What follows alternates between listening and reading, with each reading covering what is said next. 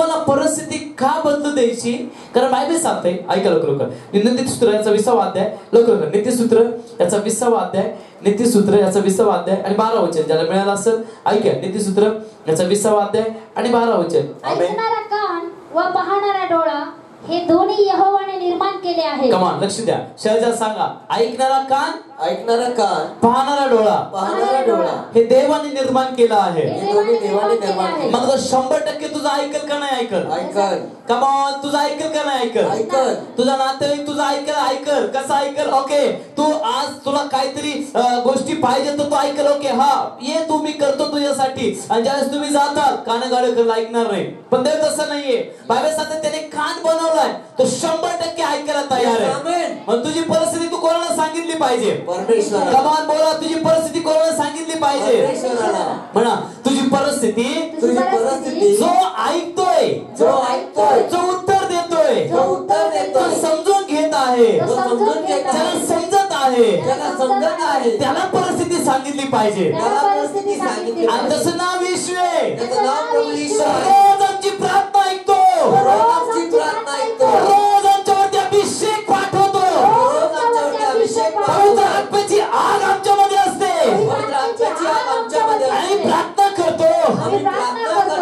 तो आमची प्रार्थना ऐकतो. हालेलुया. अशा व्यक्तीला सांगितलं पाहिजे जो तुझं ऐकेल. कमान म्हणा, अशा व्यक्तीला परिस्थिती सांगितली पाहिजे जो तुझं ऐकेल, ज्याचं नाव येशू आहे, तुझ्यासाठी केव्हाही तयार आहे. हालेलुया. तू त्रासात असला तरी तो तयार आहे, तू दुःखात असला तरी तयार आहे, तू आनंद करत असला तरी तयार आहे, तू संकटात असला तरी तयार आहे. प्रत्येक गोष्टीमध्ये तो देव तयार आहे. रात्रंदिवस तो तयार आहे तुझी केअर करायला, तुझी काळजी घ्यायला, तुझी प्रार्थना ऐकायला, तुला प्रार्थनेमध्ये उत्तर द्यायला, प्रार्थनेत तुला बाहेर काढायला. ते 24 तास तयार आहे. हे प्रॉब्लेम हा आहे माणसाचा की माणूस माणसाला सांगत बसतोय. समजलं आपको? कोणाला सांगितलं पाहिजे? परमेश्वराला. त्याला काय आहे? कान आहे. हा, त्याला काय आहे? कान आहे. अजून डोळा आहे. हा, त्याने बनवलं, त्याला ऐकता येतं ना? मग कोणाकडे आपली फाईल कोणाकडे गेली पाहिजे? परमेश्वराकडे. आपलं म्हणणं कोणाकडे गेलं पाहिजे? परमेश्वराकडे. आपलं मागणं कोणाकडे गेलं पाहिजे? परमेश्वराकडे. कमान असं लिहिलं, ऐका. स्तोत्रसंहिता 94:9 लवकर कसं? स्तोत्रसंहिता याचा 94 अध्याय आणि 9 वचन लवकर कसं? कमान फास्ट. कान रोवला, हा लक्ष द्या. मला ज्याने कान बनवला तो ऐकणार नाही का? तो ऐकणार नाही का? हा कान, ज्याने बनवला तो तुझं 100% ऐकत आहे. तो तुझं 100% ऐकत आहे. Praise the Lord. पास्टर कसं देव ऐकत आहे? इतके दिवस झाले मी मागते मला मिळतच नाहीये. त्याचं उत्तर ऐका. स्तोत्रसंहिता याचा 81 अध्याय आणि 10 वचन. तू आपले तोंड चांगले उघड म्हणजे मी ते भरीन.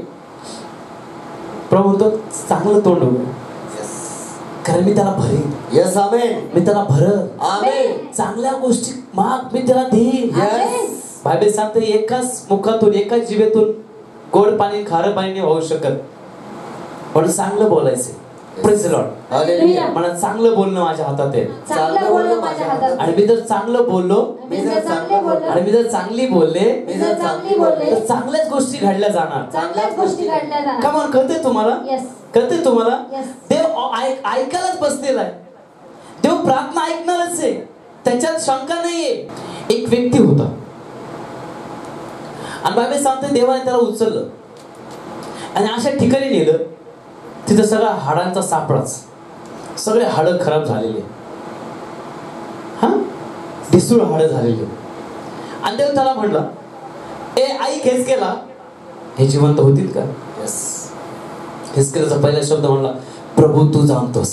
Yes amen. त्याला म्हणला, माहित नाही प्रभू, आता किती वर्ष झाले आणि कसं होईल प्रभू, कोण काय करल, कोण. अरे तो काहीच नाही म्हणला, तुला माहिती. Yes amen. चांगलं थोडं उघडलं.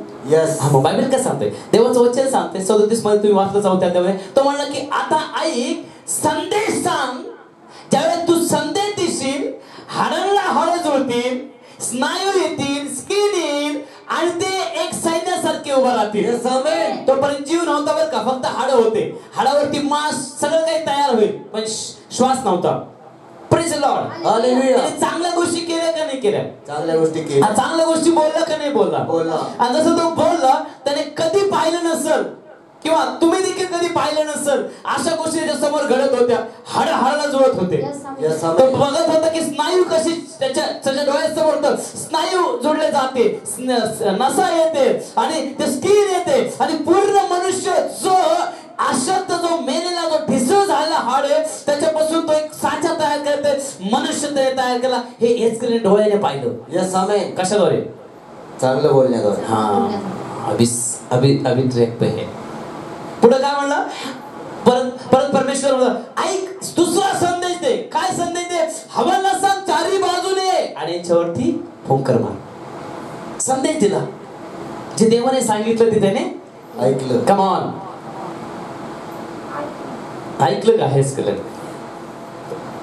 जेव्हा हेस्केल बोलला जे भुसळ खराब फेकून दिलेले ज्याची कुणी किंमत करणार नाही, त्या हाडांकडे कुणी पाहणार नाही, अशा हाडांमध्ये जीवन आलं. Yes amen. Praise Lord. Hallelujah. किती लोक समजते मी काय सांगतोय? यस. कळतं तुम्हाला? होय. 100%. यस. हालेलुया. हालेलुया. समजते तुम्हाला? यस. हालेलुया. हालेलुया.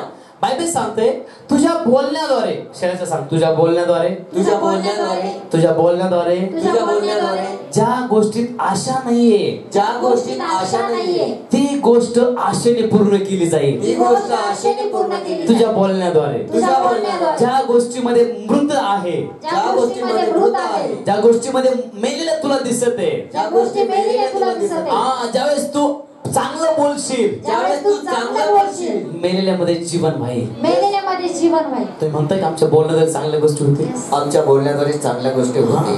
बायबल सांगते हेस्केलाच्या द्वारे चांगल्या गोष्टी होतील. हा, त्या नदीमध्ये हाडांचा मोठं इस्रायल सैन्य तयार झालं. ज्याला कोणी कदाचित लोक पाहून कानाकडे करत असतील, त्याच्याकडे जायला घाबरत असतील किंवा तिथून जात नसतील, पण येशूने त्याला, पवित्र आत्म्याने त्याला कुठे नेलं? हाडांच्या खोऱ्यात. आणि त्याच्या बोलण्याद्वारे काय केलं? सगळं सैन्य त्याला जीवन दिलं. यस. जिवंत केलं. आज मी तुम्हाला हेच सांगत आहे, जर देव ऐकलेला बसलेला आहे, जर देवाने कान बनवलाय, जर देवाने डोळा बनवलाय, तो म्हणतो चांगलं बोला.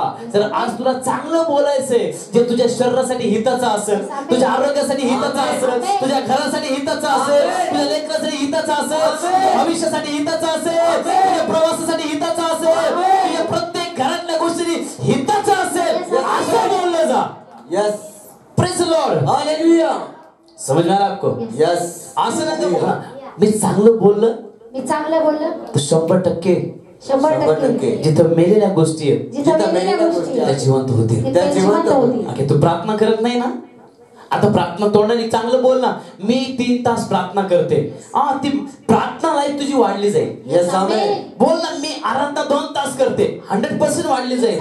मी 100 लोकांना गॉस्पेल स्प्रीच करते, 100% होईल.